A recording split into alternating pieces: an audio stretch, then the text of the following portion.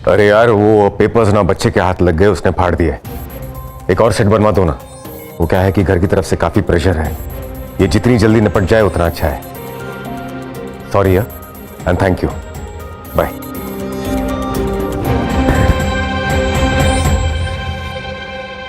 हो क्या यार मुझे,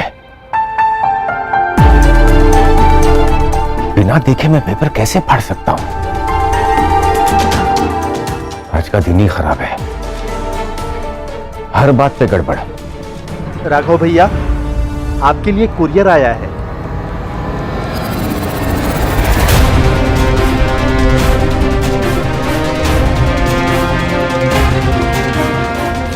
अब क्या है भाई, एक और पार्सल?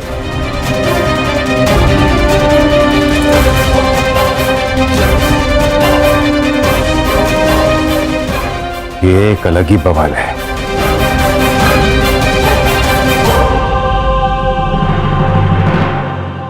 पता नहीं मेरा बटुआ कहाँ रह गया।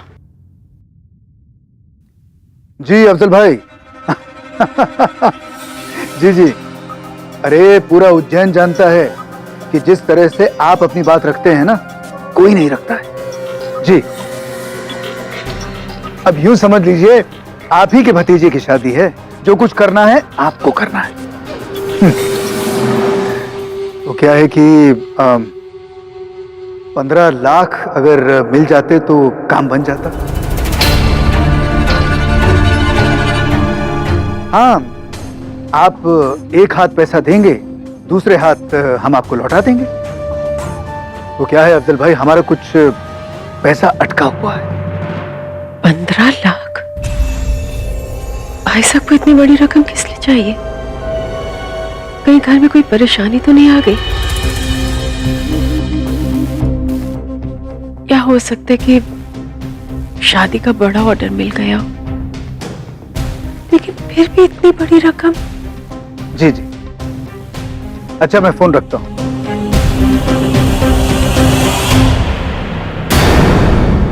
अरे यहां पर भी बनने चली आई? हाँ, दीवार पर चिपकी हुई छिपकली की तरह कान लगाकर सुनने की आदत नहीं गई तुम्हारी? भाई साहब, भाभी के कपड़े सुखाने आई थी। अरे देवी जी, आते जाते थोड़ी बहुत आवाज तो किया करो, हर बात पे खुरपेच लगाई रखती हो। सॉरी भाई साहब। ये जो आपका क्षमा का टोकरा है ना, इस क्षमा के टोकरे को उठाइए और यहां से प्रस्थान कीजिए, बस इतना ही पर्याप्त है। और एक दिन आपका ये जो चेहरा है ना, मैं ना देखूं ऐसा कुछ जतन कीजिएगा। आपकी बड़ी कृपा होगी, बड़ी कृपा होगी। हाँ? भावना ने सुन लिया होगा कि मुझे पैसों की आवश्यकता है। कहीं उसे ये तो नहीं पता चल गया कि मुझे उसके पैसे चाहिए। ऐन वक्त पर मना कर दिया तो नहीं नहीं, इसकी इतनी हिम्मत नहीं हो सकती। परंतु पैसा, वैसे तो चीज ही ऐसी कभी भी किसी को भी बदल सकता है, बदल सकता है।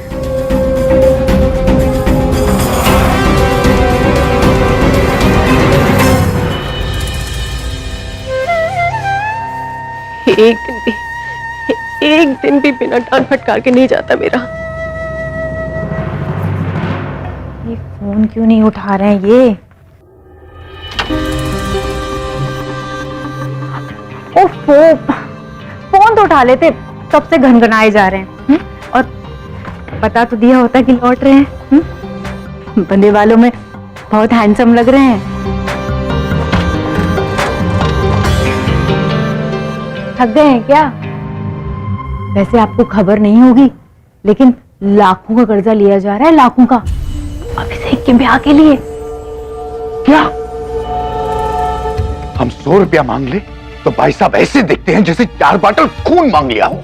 100 रुपए के लिए 100 गालियां सुननी पड़ती है। और यहाँ वही तो, बेटी के ब्याह में बाप को बिकते तो सुना है, पर ऐसे हट्टे कट्टे सजले नौजवान के ब्याह में भानु भाई साहब को पहली बार बिकते और ऐसे कर्ज में डूबते देख रहे हैं हम।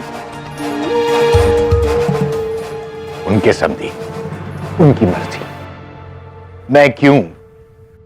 ताता थैया करूं। अरे ये क्या बात हुई?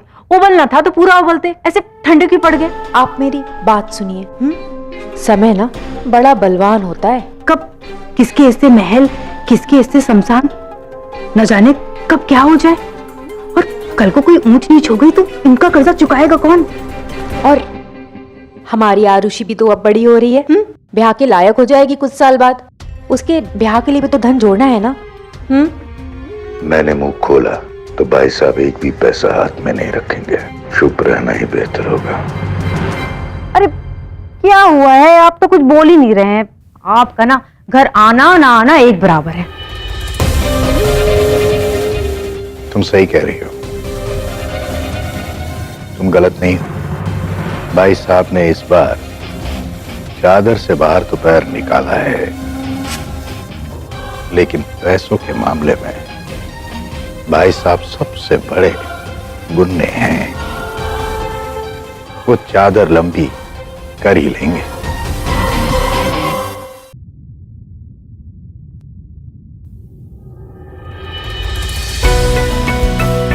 हेलो मैम, ये आपने मुझे क्या भेज दिया? ये मेरा नहीं है।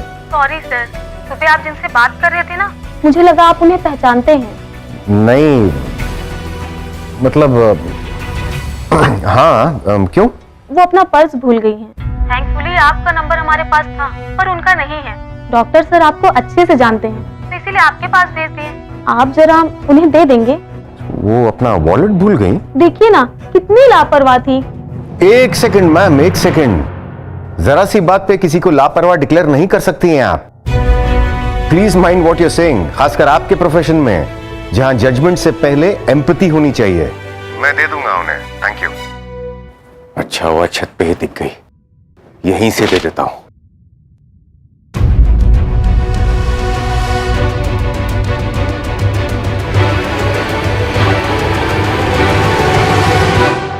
वो बात नहीं करना चाहती तो मुझे थोड़ी गप्पे लड़ाने हैं। लेकिन ये उनके काम की चीज है, लौटा देता हूं, मैं तो परेशानी होगी। नहीं नहीं नहीं नहीं, आवाज नहीं दूंगा, नहीं तो 100 कहानियां पैदा हो जाएंगी।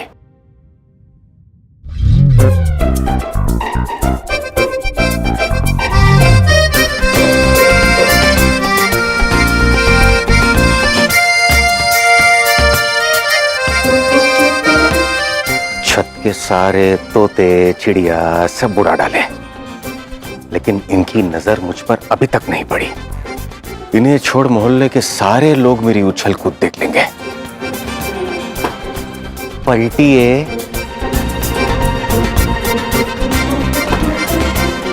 पलटिए, पलटिए, पलटिए, पलटिए, पलटिए।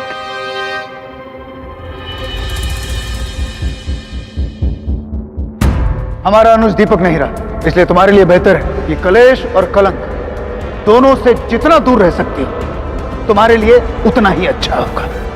और उन लोगों से कोई बातचीत नहीं, बिल्कुल नहीं, न जाने में न अनजाने में।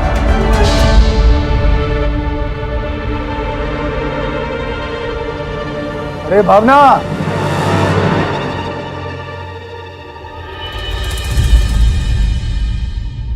अरे इन्हें हो क्या जाता है यार?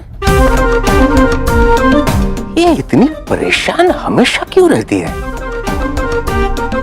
मैं हर बार इनकी मदद करता रहता हूं, और यह है कि मर्फी का लॉ जो है ना, सबसे ज्यादा शास्त्री निवास पर लागू होता है कि जब भी कोई बात बिगड़नी होती है, सबसे ऐन वक्त पर ही बिगड़ती है। अब क्या करूं इसका? पोटेंशियल न्यूक्लियर बॉम्ब है, बड़ी मुश्किल से एक मुसीबत टली है, दूसरी आ जाएगी। शास्त्री निवास। भाई साहब, आपने बुलाया? नहीं नहीं, सदन की दीवारों को पवित्र करने के लिए तुम्हारा नाम जप रहा था। अब मेरी बात सुनो, कल दोपहर 1 बजे अभिषेक के ससुराल पक्ष से कुछ संबंधी आने वाले हैं। मैं चाहता हूं कि रसोई का जो कार्य है उसे संभालने का कष्ट आप करेंगी? जी भाई साहब, जरूर कर दूंगी। आप बस इतना बता दीजिए कि बनाना क्या है। महाराजा भोज बनाना है। हाँ, महाराजा भोज। स्वागत के लिए केसर दूध और चाय नाश्ता, 5 प्रकार के प्रारंभिक चखने, कम से कम 3 प्रकार की सब्जियां, और हाँ, मक्खन वाली दाल और तड़के वाली दाल, साथ में दही बल्ले, दही कुलचे, और हाँ, मूली कुलचा, रायता, और अंत में पोहे की जो खीर है वो आवश्यक है। जी भाई साहब। इनमें से कोई भी खाद्य पदार्थ अगर नहीं हुआ तो छुरी ले आइएगा, हमारी नाक काट के थाल में परोस दीजिएगा। नहीं भाई साहब, ऐसा कुछ नहीं होगा। 1 बजे से पहले बनाना है ना, बन जाएगा। शाम को चांदी के कुछ थाल और ग्लास आने वाले। हमने हमारे एक इंदौरी व्यापारी मित्र से बात की है, शाम तक पहुंचा देंगे। उन्हें रात को पीतांबरी से ऐसा चमकाओ कि हमारी समधन की जो आंखें हैं चकाचौंधिया जाए, ताकि नेत्रों पर काला चश्मा लगाकर वो अपना भोजन करे। जी। रसोई का कार्य छोड़कर सदन के जितने भी कार्य हैं वो तुम सब करोगे, समझ गए? और छुटकन बहू, रसोई का कार्य केवल तुम पूरा करोगे।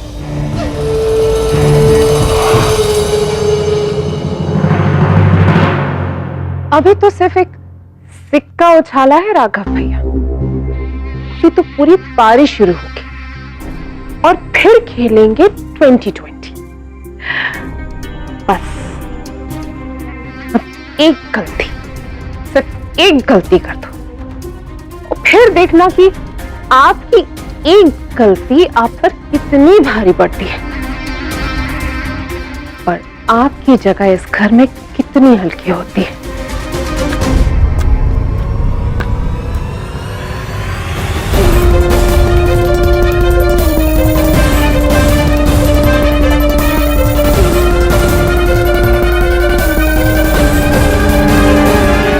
भैया ये क्या लेके जा रहे हैं?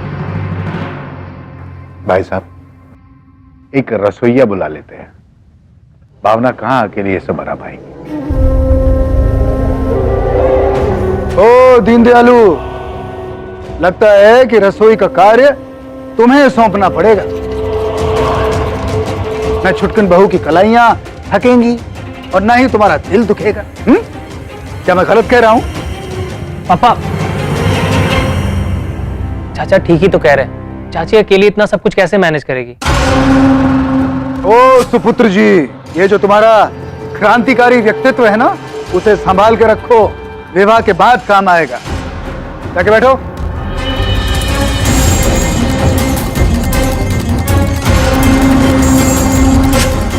बैठो।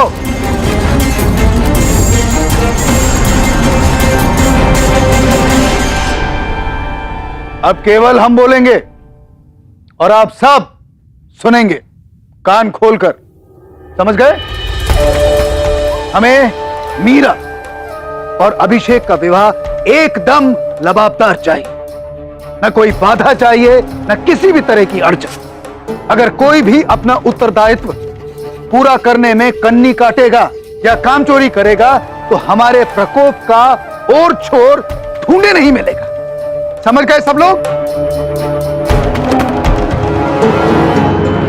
और एक बात और, कल हमारे संबंधियों के स्वागत में किसी को भी चूक की अनुमति नहीं है, किसी को भी।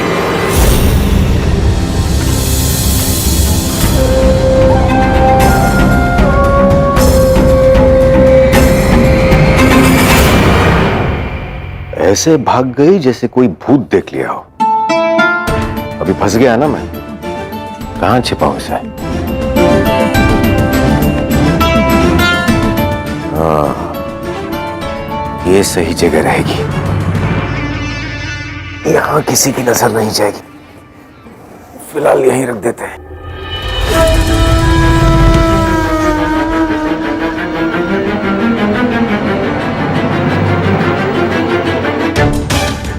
तो राज की बात है जो दबाई जा रही है,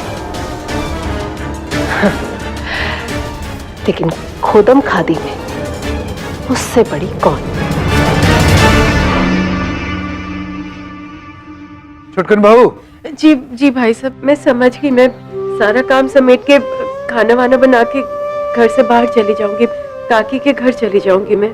बहुत अच्छा हुआ कि आज हमारी मुलाकात हो गई। वैसे जब हम आपके घर आएंगे तब भावना जी से भी मुलाकात हो जाएगी। हाँ, पूरे प्रदेश का दानव घोषित कर दो हमें, ताकि अगले दशहरे पर हमारा ही दहन हो जाए।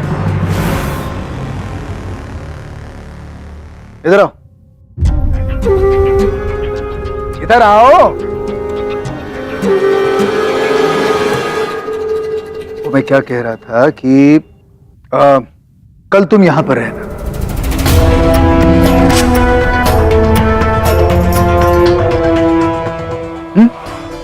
सारा काम काज अपनी देखरेख में करना। भाई साहब, परिवार का पता घर के बुजुर्ग और घर की स्त्री की स्थिति से ही पता चलता है। हाँ हाँ, कहने का मतलब है कि तुम्हारी आवश्यकता पड़ सकती है, समझ रही हो ना?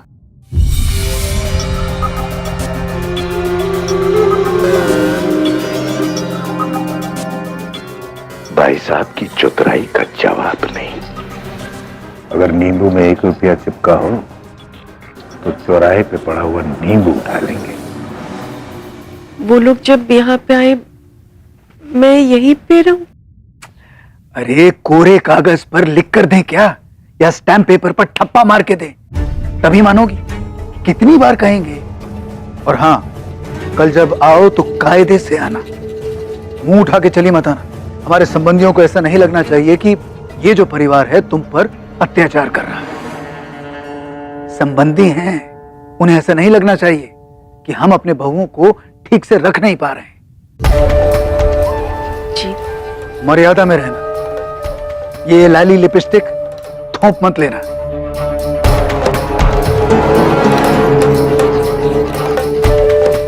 और जो तुम्हें अच्छा लगे, शोभा दे, वही पहनना। एक अच्छी सी साड़ी पहन लेना, दबे रंग वाली। जाओ जाओ। अजी, ये बताइए मुझे कि ये जो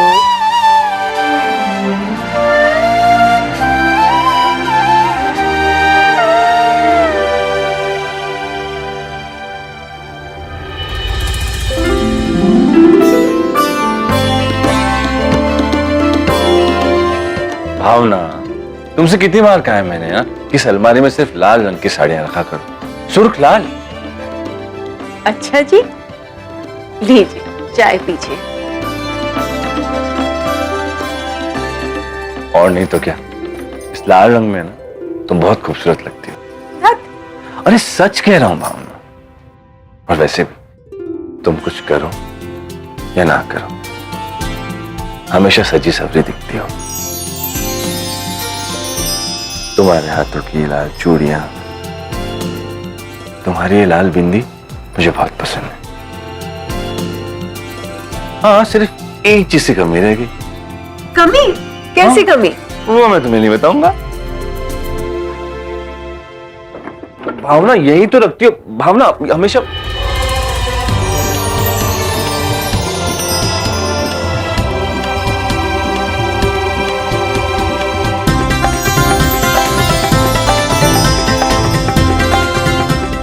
ध्यान से।